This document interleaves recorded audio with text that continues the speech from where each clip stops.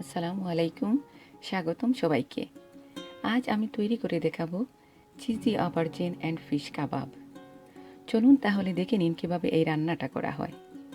এখানে fish fillet নিয়েছি 2 piece আর বেগুন নিয়েছি একটা। প্রথমে বেগুনটাকে মিডিয়াম স্লাইস করে কেটে একটা কাটার দিয়ে মধ্যখানে একটা চাপ দিয়ে বেগুনের ভিতরের অংশ বাহির করে নিলাম। এখন এগুলোকে ছোটো ছোটো করে কেটে নেব। আমার সবগুলো রান্নার লিঙ্ক দেওয়া আছে ডেসক্রিপশন বক্সে।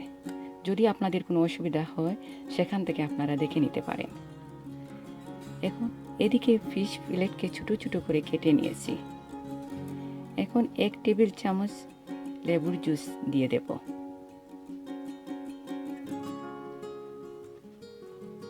স্বাদ মতো লবণ দিয়ে দিলাম।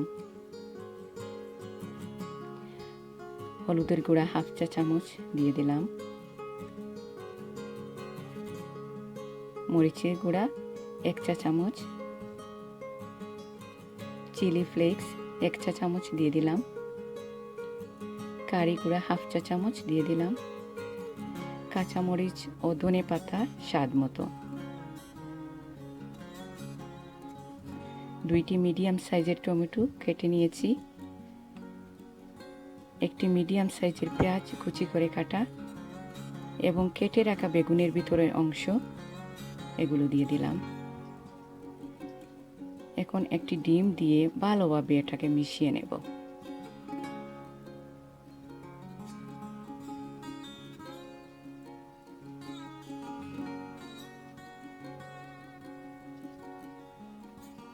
এবার একটা ফ্রাইং প্যানে তেল দিয়ে দিলাম। তেলটা আপনাদের ইচ্ছা কম বেশি করে নিতে পারেন। বেগুনগুলা ভেজে নেব। বেগুনগুলা দিয়ে কভার করে দিব 2 মিনিট। রান্না করব মিডিয়াম হিটে এবং উল্টে পাল্টে দেব যেন একটু ব্রাউন কালার চলে আসে। এখন ফিলিংটা দিয়ে রেখে দেব 2 মিনিট।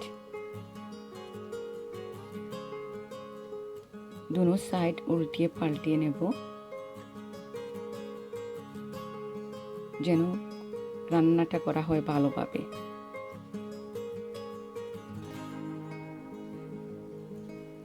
এবার চিজ উপরে দিয়ে কভার করে রেখে দেব 2 মিনিট।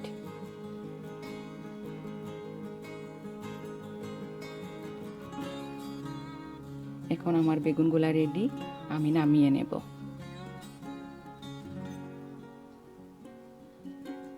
চিজগুলো খুব সুন্দরভাবে মেল্ট হয়েছে।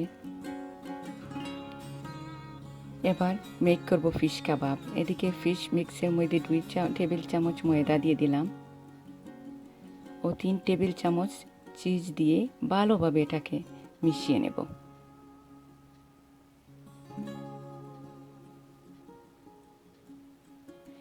এখন ফ্রাই করে নেব। তেলটা আপনাদের ইচ্ছা কম বেশি করে নিতে পারেন। কাবাবগুলো উল্টে পাল্টে দেব।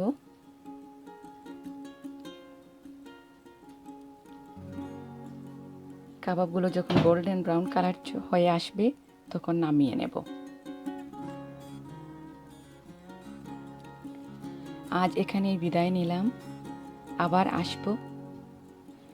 যদি আমার রেসিপিটা ভালো লেগে থাকে লাইক, শেয়ার, কমেন্ট এবং সাবস্ক্রাইব করে আমাকে উৎসাহ দিবেন।